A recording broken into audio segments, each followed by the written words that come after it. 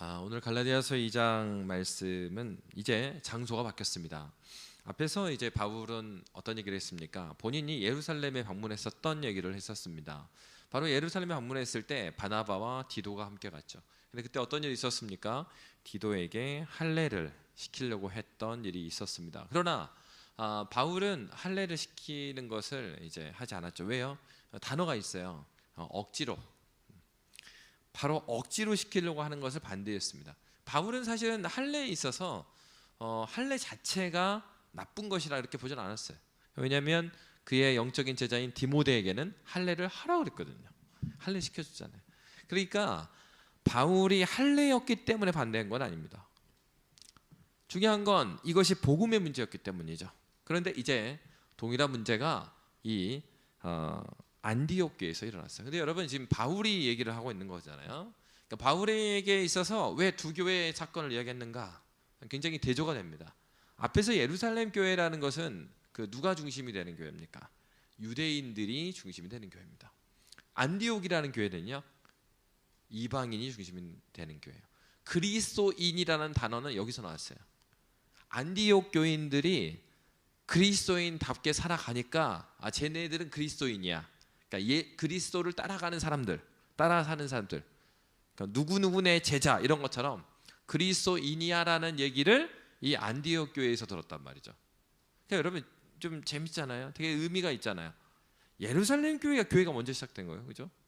그 안디옥 교회는 이방인 교회 나중에 생겼어요. 근데 그리스도인이라는 단어는 안디옥 교회인들이 들었어요. 그럼에도 불구하고 지금은 이 초대교회 상황이기 때문에 예루살렘 교회의 권위가 있었습니다. 대부분의 사도가 예루살렘 교회에 있었고 또 유대인들을 대상으로 사역을 했었기 때문이죠. 근데 안디옥 교회에 이제 안디옥 교회는 바로 이방인의 이런 교회였는데 오늘 본문에 보면 그 바울이 이제는 예루살렘 교회에 있었던 얘기한 다음에 안디옥 교회 얘기를 합니다. 그런데 게바는 누굽니까? 오늘 11절에 나와 있는 게바는 베드로죠. 사실은 베드로하고 바울 이 당시 이 사건이 있는 당시에 그 유대인의 교회도 있고 또 이방인들 교회도 있잖아요. 초대교회 당시에 그 바울과 베드로의 위치를 보면 사실은 바울 같은 경우는 영향력이 이방인들에게 있었지만 바울 자체를 사역자로 데리고 그 사역의 무대로 데려온 사람이 누굽니까? 바나바죠. 그리고 이 바울이 사역하기 이전에도 교회에 중심적으로 일했던 사람들이 누구예요? 오늘 갈라디아서 말씀에 나오는 이름들이에요. 야고보라든가 그리고 베드로 이런 사람들은 이미 예수님의 공생과 함께했고 또 예루살렘 교회에서도 굉장히 중심적인 역할을 했던 사람들입니다. 그런데 오늘 예루살렘 교회가 더 권위 있는 교회라고 여겨졌죠 당시에. 그리고 또 사도들 중에 있어서 예수님의 수제자로 여겨졌던 베드로. 그 베드로를 누가 꾸짖어요? 바울이 꾸짖는 얘기를 바울이 하고 있습니다. 11절에 보면 이렇게 되어 있어요. 게바가 안디옥에 이르렀을 때에 책망받을 일이 있기로 내가 그를 대면하여 책망하였노라. 그러니까 왜 그런 거 하니? 12절에 보면 야고보에게서 온 어떤 이들이 이르기 전에 게바가 이방인과 함께 먹다가 그들이 오매 그가 할례자를 두려워하여 떠나 물러가매 남은 유대인들도 그와 같이 외식함으로 바나바도 그들의 외식에 유혹되었느니라. 12절에 보면 이런 말씀이 있거든요. 야고보에게서 온 어떤 이들이 이르기 전에 게바가 이방인과 함께 먹다가, 여기서 함께 먹는다는 단어는 지속적인 얘기를 하는 거예요. 미완료 시제로 되어 있거든요. 그러니까 그 베드로가 이 안디옥에 와서 이방인들과 계속적으로 먹었다 이거예요. 이 단어를 쓰는 이유는 바로 사도행전 11장에 보면 베드로가 하는 말이 있어요. 그래서 베드로가 고넬료에게 이제 세례를 주게 되는 바로 주기 전에 하는 얘기예요. 그래서 이방인들에게 어떻게 세례를 줄 수 있느냐 이렇게 묻는 말에 베드로가 뭐라 했냐면 나도 요바에서 기도 중에 환상을 하나님께 보여주셨다. 그래서 이제 보자기가 이렇게 내려오더니 유대인들이 부정하다고 생각하는 그 음식들을 하나님께서 먹으라 했다 이거죠. 그러니까 어떻게 우리가 부정한 것을 먹습니까? 그러니까 이제 하나님께서 하신 얘기가 내가 정하다, 내가 깨끗하다 한 것을 왜 네가 부정하다 하느냐, 그런 환상을 보게 돼요. 그러면서 그걸 계기로 베드로가 제자들을 설득해서 어떻게 합니까? 고넬료에게 이제 세례를 주는 그런 일들이 이어집니다. 그러니까 베드로는 어떤 것입니까? 복음이 무엇인지를 이미 깨달은 사람이었어요. 그러니까 이것은 오늘 안디옥에서 있었던 일이 뭐예요? 그 야고보에서 온 어떤 이들, 이거는 뭐 야고보에서 보냈다 이렇게 보진 않아요. 그러니까 이 표현 자체를 야고보가 당시에 예루살렘 교회의 장로격이에요. 그러니까 그 중심 인물로 볼 수 있어요. 그러니까 예루살렘에서 온 어떤 사람들, 이렇게 읽으시면 돼요. 예루살렘에서 온 어떤 사람들이 딱 나타나니까 베드로가 이방인과 함께 계속해서 먹고 있었던 사람이 슬쩍 거기를 피했던 겁니다. 근데 베드로가 피하니까 누구도 따라 피했다고 그래요? 뒤에 보면은 바나바도 함께 피하는 일이 있어요. 그러니까 여러분, 지금 베드로가 그러면 복음이 무엇인가? 그리스도 예수 한 분만 믿으면 되는 그 복음. 복음에 있어서 우리의 행위를 요구하고 다른 어떤 걸 막 하면 구원받는 게 아니잖아요. 그리스도 예수 한 분을 믿는데 복음이 핵심이 있는데 그것이 아닌 것들에 대해서 베드로가 몰랐는가? 아니에요. 베드로도 유대주의, 율법주의 이런 것들을 극복했던 사람이에요. 근데 이유가 어떻게 됐는가? 그것까지 베드로의 마음속 깊은 데까지는 모르겠어요. 이런 걸 수도 있어요. 그 12절에 나오는 말씀이 베드로가 그리스도 외에 다른 어떤 행위들이 필요하다는 의미에서 이렇게 피한 것이 아니고, 이럴 수 있거든요. 베드로가 예루살렘 교회, 지금 안디옥 교회에서 이렇게 이방인들과 스스럼 없이 먹는 거를 예루살렘에서 온 사람들이 보았을 때 이 사람들이 돌아가고 예루살렘에 막 소문을 내고 다니는 거죠. 그럼 굉장히 목회적인 갈등이 생길 수 있어요. 그게 베드로가 그렇게 믿지는 않아. 그리스도 예수의 복음은 완전하다는 걸 믿어요. 예수 한 분으로 단단하는 걸 믿어요. 그럼에도 불구하고 그렇게 생각하지 않은 사람이 와서 말을 만들 것 같아. 그래서 피했을 수도 있어요. 근데 바울은 이 문제를 그런 목회적 관점에서 보지 않아요. 진리의 관점에서 보고 있는 거예요. 왜 그렇습니까? 베드로의 위치가 있어요. 베드로라는 사람이 상징하는 게 뭐예요? 예루살렘 교회 유대인 그리스도인을 대표하는 사람이에요. 그러니까 이 사람이 어떻게 한 겁니까? 이방인과 함께 먹으면 율법에 어긋나고 그러면 이것은 복음에 합당한 행동이 아니라고 보여주는 거가 되는 거예요. 베드로가 그 일을 한 거죠. 그 전까지 같이 먹고 이렇게 교제를 하다가 예루살렘에서 온 사람들이 있으니까 슬쩍 그것을 피하는 것입니다. 여러분, 바울은 이 행동을 뭐라고 표현했습니까? 13절에 보면 한 단어가 나와요. 13절 말씀 함께 읽겠습니다. 시작. 남은 유대인들도 그와 같이 외식함으로 바나바도 그들의 외식에 유혹되었느니라. 외식이라고 그랬어요. 여러분, 신앙의 문제에 있어서 우리의 복음을 흔드는 것 중에 하나, 큰 것 중에 하나가 외식입니다. 외식. 이 외식에 대한 대표적으로 비판받는 사람이 누구였어요? 예수님이 비판했던 사람들이 바리새인들이에요. 바리새인들은 어떤 사람들이었습니까? 유대인에게 있어서는요, 그 서기관과 바리새인들이 아주 대표적인 사람들이죠. 계속해서 말했지만 당시에 메시아가 오셨을 그날에 그들이 기다렸던 분은 메시아죠. 그 메시아가 왔을 때 메시아의 백성이 될 수, 메시아가 만든 나라의 백성이 될 수 있는 사람 딱 두 부류 이야기한다면 누구라고 그랬어요? 서기관과 바리새인이었어요. 왜? 서기관은 성경을 다 필사하고 외우고 있는 사람들이에요. 말씀을 잘 아는 사람이죠. 하나님께서 말씀하셨던 그 말씀, 그리고 메시아는 뭐하러 온 거예요? 말씀하셨던 그 나라 만들러 온 게 메시아죠. 그럼 그 나라 백성이 된 사람은 어떤 사람일까요? 이 말씀을 알고 있는 사람이겠죠. 그리고 서기관이 그 메시아의 나라에 들어가는 첫 번째 사람이라고 생각했어요. 두 번째 사람은요, 그렇게 알 뿐만 아니라 그걸 지켜 행하는 사람. 당시에 사실은 바리새인들은 어떤 사람이었느냐? 그 전에 사람들이 있죠. 사두개파라는 사람들이 나와요. 그러니까 이런 사람, 사두개파는 당시에 어떤 사람이에요? 종교 지도자들 중에 할 무리지만 그 사람들 어떤 사람이냐? 현실주의자예요. 그러니까 마치 우리 일제 시대 보면 그 이 일제 시대가 길어지니까 나중에 막 그 변절자가 나오잖아요. 그때 근데 사실은 분위기가 뭐였냐면 조선이 이미 끝난 거예요. 그래서 이게 나라가 광복이라는 걸 꿈에도 못 꾸는 시절인 거예요.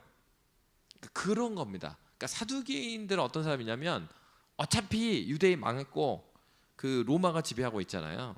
그러니까 사두개인들은 그래도 우리가 살아야 되지 않느냐.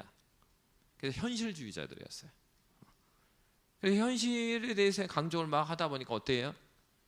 이 유대인 정통 유대인들을 볼 때 자꾸 현실과 타협하는 거예요. 이게 유대인들 같은 경우는 하나님 나라 관점이 아니라 유대 민족주의적 관점 가지고 있거든요. 그러니까 이건 아니지 않느냐 이런 생각이 많이 들어요. 그래서 이게 아니라 하나님 말씀으로 말미암아서 우리가 새롭게 돼야지 새로운 운동들을 시작했던 사람들이 바리새인이에요. 그러니까 당시에 바리새인은 어떤 그룹이냐면 종교 개혁적인 측면의 사람들입니다. 그러니까 유대인들 일반 사람들에게 존경받던 사람들은 바리새인이에요. 그러니까 종교적인 지도력에 있어서는 뭐 사두개파나 서기관들이 가지고 있을지 몰라요. 서기관들은 이제 성경을 자체를 이렇게 막 썼으니까 그래도 권위가 있는 거고. 그렇지만은 사람들에게 있어서 야 그래도 불구하고 진짜 하나님 말씀대로 잘한다 소리 듣는 사람들이 바리새인들이었어요.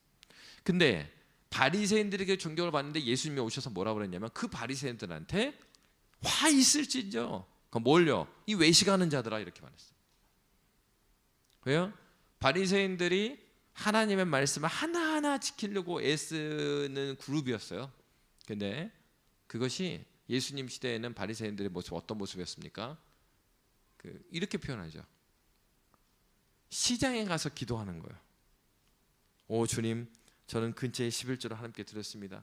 율법에서 말하는 11조 하나님께 다 드렸고 그리고 누구누구를 구제했습니다. 그러니까 어디서요? 시장에서. 누구 들으라는 겁니까? 하나님께 기도하는 게 아니라 사람들한테 들으라고 하는 그러한 외식하는 종교인이 되어버린 겁니다. 여러분 이제 외식에 대한 문제는 우리가 그 하나님 나라 갈 때까지 싸워야 되는 부분이에요 사실. 그러니까 외식은 하나는 하나님께 할 수 있어요. 하나님께도. 그리고 또 하나는 사람에게도 할 수 있어요. 그러니까 우리 한국 사람들은 남의 눈 많이 의식하죠. 그래서 사람들 눈 의식 많이 하죠. 그래서 사실은 마음이 그렇게 막 동요되지 않아도 우리 성경학교 하는데 우리 저기 장로님, 권사님 한번 와서 좀 격려해 주시죠. 그러면 막 부담이 되는데도 가서 인사를 하고 와야 돼. 이렇게 말하죠. 인사 잘해야 된다고. 예전에 그 이랜드 회장님이 그랬대요. 당신은 말이야 장사를 하려면 인사를 잘해야지. 그래가지고 그 말이 무슨 말인지 모르고 박선생 회장님이 업체 거래처 가서 계속 인사하고 다녔대요. 90도로 인사하고 다녔죠. 근데 그 의미가 아니죠. 인사를 잘하라는 거는 뭐 뇌물이든지 뭐든지 뭐 그런 걸 이야기하는 거잖아요. 그러니까 한국 사람들에게 있어서도 그런 거 막 다니죠. 형식 그리고 또 뭐 뒤로 뭐 해주는 뭐 이런 것들. 그러니까 우리가 정치인들 보면은 그런 거 많잖아요. 속은 안 그러는데 와가지고 선거 가까워지면 이분들이 막 교회 나와요. 그 작은 교회 개척교회는 오지도 않아요. 큰 교회에 뭐 거기 돌아다니는 예배드리러 와요. 교회 이상한 교회도 있어요. 이따 국회의원이 오면은 그러면 또 앞자리 내주는 막 그런. 그게 그 형식주의라는 것, 외식한다라는 것은 굉장히 그러니까 뭐 한국 사람만 그런 게 아니라 사람들에게 있어서 굉장히 가까이 있어요. 이게 왜 그럴까요? 죄된 본성하고 이게 딱 맞기 때문에 그렇죠. 그러니까 어떤 존재를 대할 때 이 존재를 그 목적으로 대하지 않는 거죠. 이 사람에게 어떻게 잘 보이거나 이 사람 어떻게 잘 이용해서 내 앞길에 쓸모 있는 사람으로 사용할까? 그래서 어거스틴은 어떤 관점으로 말했냐면 사람들이 이 세상에 하나님께서 만들어준 이 피조 세계에 좋은 것들이 있다 이거예요. 근데 어떤 사람은 이 피조 세계에 주신 많은 것들을 그 사용적인 관점에서 본다는 거예요. 그러니까 물건이 됐든 사람이 됐든. 그러니까 나한테 이 사람이 쓸모가 있느냐 없느냐 이렇게 보는 거예요. 근데 어떤 사람은 그렇게 보는 게 아니라 이 자체의 아름다움을 본다는 거예요. 이 자체의 아름다움. 맨 앞에 앉아서 열심히 말씀을 이렇게 막 기록하면서 하나님을 알려고 하는 게 아름다움. 겉모습은 그리 아니할지라도 그 하나님을 알고자 하는 그 아름다움. 그러니까 어떤 존재를 볼 때 그를 목적으로 대하는가 아니면 수단으로 대하는가. 그러니까 이런 것도 굉장히 좀 어려운 부분인데, 막 그 유명한 분들이 그런 얘기 하잖아요. 나는 어떻게 성공했다 그런 얘기 할 때 나는 저 사람과 대화를 뭐 1분만 하면 이 사람을 계속 만나야 될 사람인지 아닌지를 다 이렇게 분별을 했다. 막 이런 이렇게. 왜? 시간 낭비 안 하려고. 근데 그것도 참 어려워요. 사람을 알면 알수록 사람은 존재는 단적으로 이렇게 봐서 알 수 없는 존재가 사람이에요. 그렇죠? 그러니까 여러분 어떻습니까? 가장 친밀한 부부라도 계속해서 알아가는 것이지 막 이 사람은 원래 그러니까 안 그렇잖아요. 이 사람은 원래 그러니까라고 우리가 볼 것 같으면 뭐 하라고 신앙을 갖습니까? 그죠? 교회 나올 이유가 뭐예요? 물론 이제 이렇게 말을 하는 분도 있어요. 사람은 안 변해. 근데 목사님 사람은 안 변하다니요. 변하잖아요. 그래서 은혜가 필요하지. 은혜만이 바꿀 수 있다고. 그러니까 사람이라는 존재는 우리가 알 것 같으면서 알 수 없는 존재예요. 이 사람을 나의 삶에 있어서 수단으로 대하고 살아가다 보면 관계가 어떻습니까? 나한테 쓸모 있으면 가까이 하고 쓸모 없으면 버리는 관계. 굉장히 성경에서 말하는 그 사람을 대하는 자세가 아니죠. 이 사물에 대하는 것도 마찬가지고, 하나님께서 만약에 그런 관점으로 우리를 대하셨다면 복음의 은혜 가운데 있을 수 있는 사람은 어디 있겠어요? 하나님께서 말씀하셔서 그 말씀 그냥 하나도 귀에 듣지 않아요. 아담 그렇지 않았어요? 하나님께서 너 죽는다고 그랬는데 선악을 알게 하면 나무 따먹으면 너 죽을 거야 이렇게 말했는데 그거를 제대로 안 가르쳐줘요. 하와가 기억하고 있는데 자기가 듣기 좋은 말로만 기억하고 있는 거야. 그러니까 뱀이 유혹하니까 어때요? 바로 넘어가잖아요. 그러니까 하나님 보실 때 얼마나 괘씸하겠어요. 그러면 하나님이 우리를 향해서 수단이나 목적이냐 이렇게 냈을 때 우리를 목적으로 대하셨으니까 우리가 여기 있는 거지, 수단으로 생각했다면 하나님께 뭔 도움이 됩니까? 도움이 안 되죠. 그러면 어떻게 해야 돼요? 다 쓸어버리고 새로 시작하시는 게 나은 거죠. 근데 왜 하나님께서 그렇게 하시지 않았어요? 오랜 시간 동안 성경에 쓰여져 있는 내용들이 있잖아요. 창세기부터 그리스도 예수께서 오시기까지, 그리스도께서 오셔서 지금까지도 하나님께서 무슨 일을 하고 계세요? 우리를 목적으로 대하시는 거예요. 우리 존재 자체가 정말 하나님께 영광이 되기를 간절히 자신이 원하셔요. 자신이 그걸 되기 위해서 다 자신을 드려요. 그러면 이런 측면에서 하나님께서 우리에게 자녀를 주셨다는 것은 너무나 복된 것입니다. 왜요? 자녀를 키우면서 사랑이 무엇인지를 알게 되잖아요. 예전에 사랑이라는 것은 가슴이 뛰고 막 떨리는 게 사랑인 줄 알았어. 근데 자녀를 키우면서 부모의 사랑이라는 건 뭔지를 내가 알게 되는 거예요. 그냥 영화에서 보고 부모님한테 들었던 얘기가 아니라 실제적으로 내가 경험을 하는 거예요. 이 사랑이 충분하게 하나님의 사랑을 우리에게 보여줄 수는 없겠지요. 그럼에도 불구하고 자녀를 키워보다 보면 얼마나 어떻습니까? 내가 낳은 자식이지만 이 마음속에 계속 그래 막 이제 예배 시간에 막 회개하고 가시 끝나자마자 밥 먹으면서 또 막 이게 혈압 올라가지고. 물론 하나님께서는 우리에 대해서 그렇게 하시지 않지만 하나님께서 우리를 오래 참고 기다리셨기 때문에 우리 여기 있는 거죠. 왜요? 하나님께서는 우리 자신을 사랑하세요. 사랑의 대상이 모세죄는 이용할 가치가 있으니까 내가 불렀다 이게 아니고 아브라함을 불렀어요? 언제요? 아브라함이 유대인이었을 때 불렀습니까? 아니요. 아브라함이 이방인이었을 때 불렀다. 갈대아 우르에서 부른 거예요. 로마서에서 바울이 그 얘기하잖아요. 아브라함을 이방인이었을 때 갈대아 우르에서 부른 거다. 유대인에서 부른 게 아니라. 우리가 아직 죄인 되었을 때, 쓸모가 없을 때 우리를 부르신 거예요. 쓸모가 없을 때 불리움을 받은 사람은 자신이 그렇게 불리움을 받았기 때문에 그렇게 보여주는 사람에게 대해서 야, 너 잘못했구나 이렇게 손가락질하는 게 아니라 그런 안타까움이 생기는 거죠. 그렇지, 내가 그랬는데, 내가 저랬는데, 그래서 그 사람을 위해서 울 수 있는 거예요. 그 사람을 바라볼 때 내 옛날이야 저 사람이. 그러면은 답은 뭐냐? 복음만 들어가면 저 사람도 변할 수 있는데, 복음이 들어가면 하나님께서 크게 쓰실 거가 보이는 거예요. 어떤 관점에서요? 사랑의 관점으로 보면 보이는 거예요. 그래서 사도가 무슨 얘기를 하는 겁니까? 외식에 대한 얘기는 뭘까요? 외식은 하나님 앞에서 하나님과의 진실된 마음이 있는 게 아니라 하나님 외의 것들에 신경을 쓰는 거예요.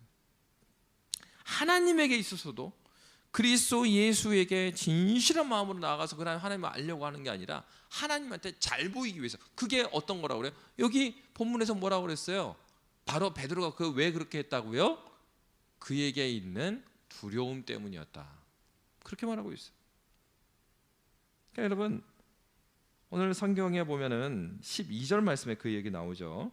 야고보에게서 온 어떤 이들이 이르기 전에 게바가 이방인과 함께 먹다가 그들이 오매 그가 할례자들을 두려워하여 떠나 물러갔다. 외식하게 되는 이유가 뭐였냐? 두려움이었습니다. 근데 여러분, 또 성경은 뭐라고 말하고 있냐면 하나님께서 우리에게 주신 마음은 두려워하는 마음이 아니요, 능력과 근신과 사랑하는 마음이다, 이렇게 말하고 있어요. 복음이 주는 마음은요, 두려움이 아닙니다. 복음이 주는 마음, 여러분 은혜 받았을 때 그 마음 막 두려워요. 야, 오늘 막 은혜 받았어. 그래서 너 왜 갑자기 그렇게 말씀 읽고 교회 가서 봉사하려고 그러? 누가 시키는, 너네 당번도 아닌데 교회 가 청소하고 막 봉사하고 왜 그러냐? 그냥 하는 말이야. 이렇게 안 하면 내가 천둥 맞을 거, 번개 맞을 것 같아서 그래. 신앙은 두려워서 그에게 복종하는 게 아니거든요. 하나님은 어떠한 분이십니까? 하나님은 크고 두려우신 분이 맞아요. 근데 두렵기만 한 분이 아니에요. 크고 두려워요. 그 두려움은 어디서 옵니까? 존재적인 격차에서 와요. 하나님의 그 크심 앞에서 내가 너무나 작구나, 그리고 하나님의 도덕적으로 흠결이 없으심 앞에서 야, 그 앞에서 내가 설 자리가 없구나, 이런 부분이 두려움이 있어요. 그럼에도 불구하고 그 예수 사랑을 경험하게 되면 하나님 안에 있는 그 사랑의 아름다움이 있는 거예요. 그럼에도 불구하고 그 하나님의 사랑이 너무 완벽해. 그렇기 때문에 하나님 앞에서는 경외심이라는 게 생겨요. 두려우면서도 그 사랑에 이끌려진 마음이 있는 겁니다. 그게 신앙이에요. 그게 경건입니다. 내가 예수를 만난 사람의 특징이 무엇입니까? 이 두 가지가 다 있는 거예요. 사랑한다고 해서 막 하는 사람, 그러면은 우리가 어떻게, 이게 버리장물이 없는, 이렇게 되잖아요. 왜 두려움이 있어야 됩니까? 어떤 면에서 두려움? 성경에서 보면 이 두려움은요, 맞아 죽을까봐 겪는 두려움이 아니에요. 경외감이에요. 하나님의 크심 때문에 나오는 나의 자금에 대한 얘기지, 하나님 앞에 번개를 맞을 것 같은 그런 두려움이 아니에요. 그래서 영어 단어도 번역을 다르게 하거든요. 그러니까 하나님의 크심에 대한 그 떨리는 두려움이 있어요. 그렇기 때문에 뭐합니까? 하나님의 말씀을 가벼이 여기지 않아요. 그럼에도 불구하고 그 하나님을 멀리 떠나는 게 아니라 그 하나님을 가까이 하고 싶어요. 그 하나님과 더 나아가고 싶어요. 여러분이 은혜 받았을 때를 생각해 보십시오. 은혜 받고 나면요, 누가 시켜서 하지 않아요. 디도에게 억지로 할례를 주려고 그랬잖아요. 아니에요. 복음은 억지로 하지 않아요. 복음은 자원하는 마음을 줍니다. 그 마음엔 두려운 마음이 없습니다. 오히려 능력과 근신과 사랑하는 마음이다. 하나님을 사랑하기 때문에, 그죠? 어린 시절에도 보면은 시골에는 지금도 거의 그 리에 교회가 하나 있거나 리에 교회가 없는 곳도 있죠. 근데 시골에 그 교회가 있는데 가장 먼 동네는 한 6km 막 이랬어요. 6km, 10km. 근데 새벽에도 그걸 걸어오시는 분들이 있어요. 새벽 기도로 매일. 어떤 분들은 또 밤에 주무시고 가세요. 기도하려고. 그러면은 새벽에 와갖고 뭐 예배 드리고 뭐 한 30분 예배 드리고 뭐 기도 1시간 하고 1시간 반이에요? 오는데 1시간 걸어왔어요. 가는데 1시간이야. 그럼 사실 오늘날의 사람들은 계산하죠. 야 2시간? 아 그럴 바에야 줌으로 하지 뭐. 그때는 줌이 없으니까. 이게 계산으로 하면은 이거는 아닌 거잖아요. 그러니까 2시간, 1시간 기도하려고 2시간을 걸어. 그 왜 걸어요? 그 할머니가 하나님에 대한 애절한 마음이 있는 거예요. 왜? 그 사랑하는 거 하나님에 대한 만남에 그 기쁨이 있는 거예요. 하나님과 함께하는 아름다움을 아는 거예요. 여러분, 복음이라는 것은 외식을 주지 않습니다. 여러분 자식을 사랑하는데 외식으로 사랑하세요? 사랑이 되잖아요. 아 얘한테 잘 보여야 내가 노년이 좀 필 것 같으니까 그렇지. 아 얘 회사 괜찮으니까 얘한테 잘해야 되겠구나. 그렇게 안 하잖아요. 사랑에 외식이 없습니다. 외식은 두려움에서 오는 거라. 바울은 베드로에게 그렇게 지적을 했습니다. 베드로가 잘못했던 것이 왜 그러면 베드로의 문제가 이렇게 큰 문제가 됐을까요? 이 외식하는 문제로 인해서 당시의 교회가 크게 유대인과 이방인의 교회가 깨져버려요. 교회가 깨져버릴 수 있는 위험 앞에 있었던 거예요. 그러니까 오늘날로 적용해서 오늘날도 마찬가지입니다. 우리가 신앙생활을 어떻게 해야 되겠습니까? 우리가 신앙생활을 하나님 앞에 진실하게 해야 합니다. 그러니까 외식의 반대말은 진실함이에요. 진실이라는 건 뭐냐? 진리에 끝없이 맞춰가려고 하는 경향성이 진실이에요. 우리 중에 누가 진리를 완벽하게 알고 완벽하게 순종하는 사람이 없지요. 진실함은 완벽하다는 얘기를 하는 게 아니에요. 진실한 사람도 진실하지 않은 때가 있을 수 있습니다. 진실이라는 것은 끝없이 내가 아는 바 진리 되신 그 하나님에 대해서 끝없이 나를 내어놓는 거예요. 멈추지 않고 끝없이. 그러니까 그 사람이 나타나는 게 무엇일까요? 그 사람의 삶을 꾸준히 살펴보면 그 사람이 지속적으로 가는 방향이 있는 거예요. 그것이 진실이에요. 바른 신앙이라는 것은 이 진실함 안에서 자라납니다. 신앙이 왜 제자리에 있는 것입니까? 진실되지 않기 때문에 그래요. 누구한테 보이려고, 하나님한테 잘 보이려고, 사람에게 잘 보이려고 하는 신앙이 아니고 하나님께 진실하게 나아갈 때 관계의 성장이 있습니다. 이게 인간관계에 있어서도 그렇습니다. 사랑이라는 것은 관계를 전제하죠. 그렇기 때문에 우리가 어떤 사람과의 진실한 관계, 더 깊은 관계로 가려면 내 마음에 있는 것을 진솔하게, 어떤 내가 피해받았던 입장으로 이렇게 말하는 게 아니라 이 사람을 이 사람됨으로 내가 받아들일 마음을 가지고 이 사람을 대할 때 둘의 관계가 발전적으로 돼요. 하나님에게 대해서 우리가 진실한 마음으로 가야 될 이유가 여기 있는 거예요. 여러분, 다른 사람의 신경을 쓰고 외식함으로 신앙생활을 하는 거에 있어서는 신앙의 성장이 되지 않고 오히려 그 가운데 이것이 하나님과 관계의 막힘이 되어갑니다. 베드로에 있어서 실수는 이것이죠. 그는 복음을 알았어요. 근데 성경이 보여주는 건 무엇입니까? 대사도였던 베드로도 그 말씀을 아는 것이 순종하는 데까지 이르는 게 이렇게 힘든 거예요. 더군다나 여러분 중에 막 환상 가운데 이렇게 계시를 받은 사람이 있습니까? 베드로는 직접 계시를 받았어. 환상 가운데. 내가 깨끗하다고 하는 것을 네가 왜 부정하다 하느냐. 그렇게 증거가 분명한데도 불구하고 베드로는 이걸 순종해 가는 데 있어서 이런 실수를 했던 것입니다. 신앙이 성장한다는 것은요, 말씀에 순종하는 현장이 있을 때 가능한 거예요. 여러분, 예배의 자리가 있습니다. 예배 자리 가운데서 여러분은 깨닫게 해주신 일들이 있을 거예요. 여러분의 삶에 있어서 내가 이런 관계, 내가 이 순종하지 못했던 걸 깨닫게 한 게 있다면 바로 그거 하나를 순종해 가면서 신앙의 성장을 가는 거예요. 그러니까 여러분, 말씀에 은혜 받는 것으로 내가 신앙이 계속 성장해 가는 아닙니다. 여러분의 삶에 하나님 말씀대로 순종하는 그 현장이 없으면 신앙이 안 자라요. 제가 대학생 선교회 때 보면 예수를 이제 믿은 아이인데, 대학교 1학년 때는 저는 20년, 경력 20년, 교회 출석 경력 20년 차잖아요. 얘는 20일. 비교가 됩니까 이게? 자신감. 2, 3년 지나잖아요. 순장이 돼갖고 이 친구가 나중에 딱 대화를 해보면은 이거는 있죠. 교회에 대해서는 제가 많이 알아요. 주어들은 풍울이 있어서 서단계니까. 근데 이 친구는 신앙이 살아있어요. 매번 질문하는 거예요. 하나님께 질문하고 친구들한테 질문하고. 그가 원하는 건 뭐냐면 관계, 사람들의 많은 관계 그 우선에 누구를 알아가? 하나님을 알아가고자 하는 간절함이 있어요. 그러니까 진실되게 이 전도의 현장이든 말씀의 현장이든 모든 면에 있어서 이 친구는 진지하고 진실하게 대하기 때문에 짧은 기간 동안 2년 3년 훈련받았지만 제 신앙하고 비교할 수 없는 살아있는 신앙으로 살아가는 거예요. 신앙이 주님 앞에서 우리의 믿음이 성장하는 길은 여기 있는 거예요. 주님 앞에 진실되게 사는 거예요.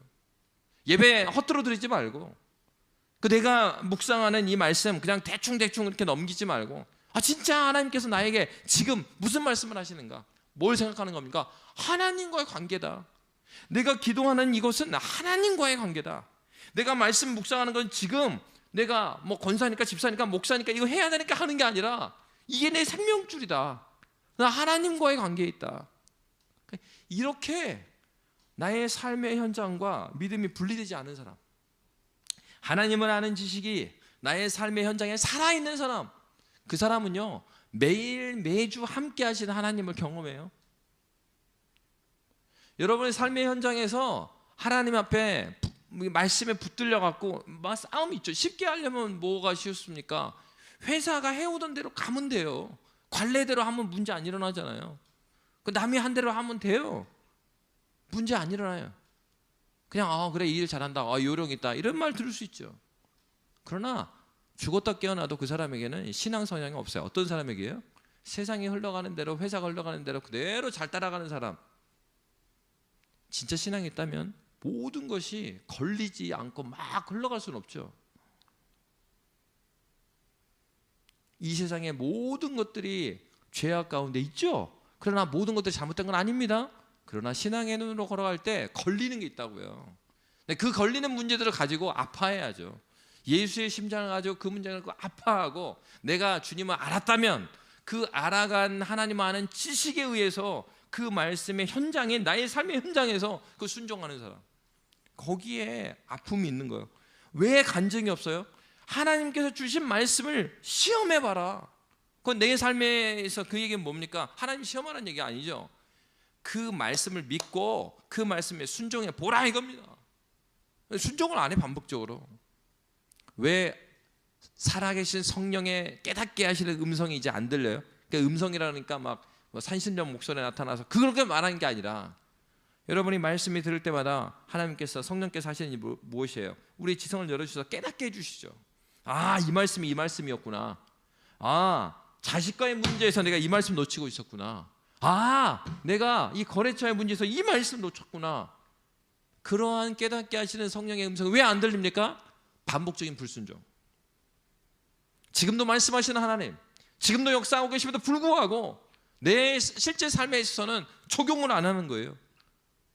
그 말씀을 끌어다가 하나님, 이 상황이 나를 이끌어가게 하지 마시고 이 말씀이 나를 끌어가게 해주십시오. 그래서 여러분, 왜 경건의 삶이 필요합니까? 왜 아침마다 기도하라는 거예요? 말씀으로 오늘 하루에 일어날 일을 한번 스캔을 해보라 이거예요. 미리 준비해도 일이 잘 되지 않잖아요. 그 전에 말씀과 기도로 하루를 시작하면서 오늘은 주님 이 사람을 만납니다. 하나님, 내가 이 사람 앞에서 내가 이것이 약합니다. 하나님 나의 약함이 드러나지 않게 해주시고 이 사람을 진실되게 목적으로 되게 해주십시오. 하나님 이 일을 내 먹고 사는 수단으로 여기지 말고 하나님 이 일이 주님의 주님 되심을 경험할 수 있는 주님과 동행하는 현장이 되게 해주십시오. 오늘도 나에게 이런 말씀 주셨고 주일에도 이런 말씀을 주셨는데 하나님 내가 진실하게 그 말씀 앞에 그 말씀을 발견하는 과정으로 오늘 하루 살아가게 해주십시오. 짧은 신앙의 생활을 갖더라도 아는 바 하나님의 말씀을 순종하는 삶의 현장에 있는 사람은 하나님께서 그 사람을 기억하셔요. 동일한 일을 했습니다. 근데 어떤 사람은 동일한, 여러분 코로나 기간이 있었잖아요. 동일한 고통의 시간이에요. 어떤 사람이 코로나 기간에 즐거운 사람이 있었겠어요? 다 안 좋은 기간이에요. 그럼 어떤 사람은 그 기간 동안에 하나님의 일하심을 몸소 경험한 거예요. 야, 하나님이 정말 살아계시는구나. 세계적인 대재앙이 있음에도 불구하고 내가 믿는 그 하나님은 살아계십니다라고 고백하는 사람이 있는가 하면 그 기간이 지나고 나서 신앙이 없어져 버린 사람이 있는 거예요. 왜? 하나님을 아는 지식이 어디에만 있어요? 예배당에만 있는 거예요. 예배당에만. 그 적용을 안 해. 들어도 한 귀로 듣고 그거는 다 그렇지. 한 달란트 번 사람처럼 코인 모아둬요. 교회에다가. 그게 아니라 왜 신앙생활을 해 나가는 겁니까? 사는 문제 때문에 그렇죠. 어떻게 살아야 되는 문제냐. 그래서 신앙은 어떤 문제라고 그래요? 인간으로 잘 살기 위한 것이 신앙이다. 하나님이 말씀하신 그 인간으로 살기 위한 그 길이 신앙의 길인 거예요. 잘 산다라는 의미가 세상의 기준으로 많이 바뀌어서 그렇지 성경은 그 얘기하고 있는 거죠. 어떤 사람이요? 잘 사는 사람. 어떻게 잘 사는 건데요? 하나님께서 만드신 창조의 목적대로 사는 사람. 그 사람에게 잘 사는 현장이 언제 나타나요? 그 말씀대로 순종할 때 나타납니다. 저는 베드로임에도 불구하고 베드로도 실패했어요. 넘어지죠. 중요한 건 이렇게 넘어진 다음에 어떤 일이 있어요? 예루살렘 공회로 모이게 돼요. 사도행전 15장에 보면. 그때 보면은 베드로가 거기서 막 자기 변호합니까? 그때는 말이야 사실은 내가 이렇게 그렇지 않아요. 모든 사도가 그리스도 예수 한 분만으로 충분. 예수 그리스도께서 우리를 위해서 죽으시고 다시 살아나셨다는 이 복음, 이것으로 우리 구원은 충분합니다. 이것에 모두가 동의합니다. 왜 신자가 바르게 살아야 될까요? 베드로가 이렇게 위선적인 삶을 잠깐 한 번 실수한 걸 수도 있어요. 그렇게 했는데 누가 따라가요? 바나바가 따라갑니다. 그리고 어떤 일이 있어요? 교회가 둘로 쪼개질 위험까지 있어요. 그렇기 때문에 뭐가 모여진 거예요? 예루살렘 공회로 다시 모이게 된 거예요. 먼저 믿는 우리에게 이 본문은 무엇을 말하고 있습니까? 왜 먼저 믿는 우리가 그냥 나 이 교회에 오래 다녔어 이게 이득에 이렇게만 말하고 다니면 안 된다는 걸 오늘 보여주잖아요. 오래 다녔는데 베드로처럼 한 번 실수한 건데 이 문제가 교회를 넘어지게 하는 큰 사건이 될 수 있다는 거예요. 언제일 때? 복음의 진리의 문제 있을 때. 그러니까 먼저 믿는 우리가 뭐에 들어가야 돼요? 복음의 진리가 무엇인지를 바로 알아야 될 이유가 여기 있는 거죠. 그리고 바로 알았다면 그 말씀대로 살려고 하는 몸부림치는 삶이 우리에게 필요한 거죠. 바로 그럴 때 한국교회 역사를 보십시오. 초창기 이 조선 땅에 왔던 선교사님들과 그리고 초창기에 부흥을 경험했던 한국교회의 신앙의 선배들의 삶은 굉장히 결이 달랐어요. 부단하게 주의 말씀대로 살고자 하는 이 선비적인 아주 꼴고든 마음이 그들에게 있었고 그들의 삶이 순종의 삶이 그들의 삶에 드러났습니다. 그러자 수많은 사람들이 이름을 붙였죠. 저 예수쟁이라고. 예수쟁이는 그냥 보면 아는 거예요. 딱 여기서 그렇죠. 한국 사람이면 보면 알잖아요. 예수 믿는 사람은 초창기 그런 거야. 다 조선 사람인데 예수쟁이들은 보면 알아. 그 안에 계신 예수 그리스도가 그들이 말씀에 순종하는 삶을 사니까 그의 삶에서 다양하게 드러나는 거죠. 교사 훈장한테는 애들 가르치는 그 가르치는 현장에서 드러나고, 종인데도 종은 어때요? 그 일을 하는 데서 드러나는 거예요. 아, 저 왜 갑자기 저 변해서 저 왜 저렇게 잘해? 얼굴이 막 항상 인상 속으로 했는데 저 왜 저래? 변화가 있죠. 어디에요? 하나님의 말씀에 순종함이에요. 그래서 복음은 이렇게 말합니다. 바울이 말하는 바가 무엇입니까? 우리 15절 말씀, 16절 말씀 함께 읽도록 하겠습니다. 자, 15절, 16절 복음의 진리에 대해서 함께 읽겠습니다. 시작. 우리는 본래 유대인이요 이방 죄인이 아니로되 사람이 의롭게 되는 것은 율법의 행위로 말미암음이 아니요 오직 예수 그리스도를 믿음으로 말미암는 줄 알므로 우리도 그리스도 예수를 믿나니 이는 우리가 율법의 행위로서가 아니고 그리스도를 믿음으로써 의롭다함을 얻으려 함이라. 율법의 행위로서는 의롭다함을 얻을 육체가 없느니라. 그리스도를 믿음으로 말미암는 복음에 대해서 그들이 깨닫게 되는 거예요. 바울이 그것을 이야기했어요. 여러분, 바울의 입장에서 생각하면 이 문제가 쉬운 얘기는 아니었을 것입니다. 서두에서 말한 것처럼 바울과 베드로의 관계는 어떻습니까? 사실 바울이 그렇게 막 말할 수 있는 관계는 아닐 수 있죠. 베드로는 당시의 교회의 수장격이었습니다. 그럼에도 불구하고 바울은 그럼에도 불구하고 잘못된 것들에 대해서 말을 했어요. 바울이 염치가 없는 사람이어서 그렇게 했을까요? 바울은 원래 성격이 급하니까 그랬을까요? 아니죠. 바울이 먼저 생각했던 것은 교회를 먼저 생각했고 복음의 진리를 먼저 생각했습니다. 그래서 바울은 왜 그랬느냐? 그렇게 말하죠. 복음의 진리의 문제였다라고 바울은 밝히고 있습니다. 우리가 생각해 봐야 될 것이 있어요. 교회 안에서, 공동체에서, 나의 삶 안에서 내가 무엇인가를 이렇게 아니라고 생각되었을 때, 아, 저건 아니지 않나? 저건 그렇지 않나 했을 때, 이것이 복음의 진리의 문제인지 아니면 그 외의 문제인지를 우리는 잘 분별해야 합니다. 사도 바울의 모든 건에 대해서 이렇게 시시비비를 얘기하지 않았습니다. 공개적으로 이렇게 말하지 않았습니다. 바울이 이렇게 막 나눴을 경우가 언제였습니까? 복음의 진리에 대한 문제였어요. 오늘날 교회 안에 일어나는 많은 문제들을 보면 복음의 진리에 대한 부분에 대해서는 싸움을 안 해요. 언제 싸웁니까? 복음의 진리가 아닌 것들로 자꾸 싸워. 초대교회의 바울은 나서야 될 때 나선 거예요. 네. 교회는 복음의 문제 앞에서 들고 일어나야 돼요. 교회가 받는 이게 문제로 막 화를 내면서 뭐 버스 대절해서 할 게 아니고 신앙의 본질적인 문제에서는 다 같이 들고 일어나야 돼요. 그러나 그렇지 않은 것들에 대해서는 이렇게 할 수 있고 저렇게 할 수 있는 그런 여유가 있어야 합니다. 언제 가능해요?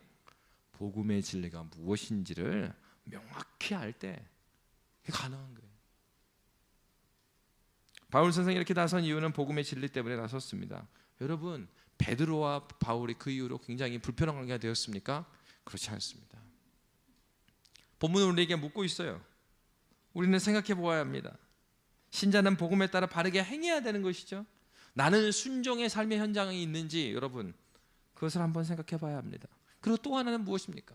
베드로에게 바울처럼 복음의 진리의 문제에 있어서 내가 가는 방향, 경향성, 나의 삶의 방향에 있어서 이렇게 조언해 줄 친구가 여러분에게 있으십니까?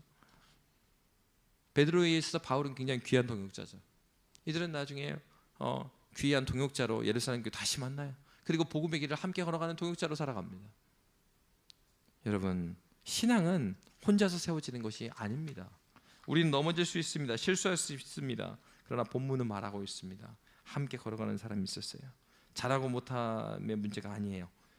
복음의 진리를 따라 바르게 행하는 동역자가 있었고, 그리고 그 말씀을 지적해 줄 때 베드로는 어땠어요? 그걸 또 수용할 줄 아는 사람이었어요. 교회는 어떤 한 사람으로 인하여서 막 세워지는 게 아닙니다. 교회는 하나님의 그리스도 예수를 머리로 하는 교회는 그 진리와 사랑으로 세워져요. 진리를 외치되 어떻게 베드로와 바울이 불편한 관계가 아니라 동역자로 계속해서 살아갈 수 있었겠어요? 바울이 그 지적하는 그 메시지 안에 베드로가 그걸 느끼지 않았겠어요?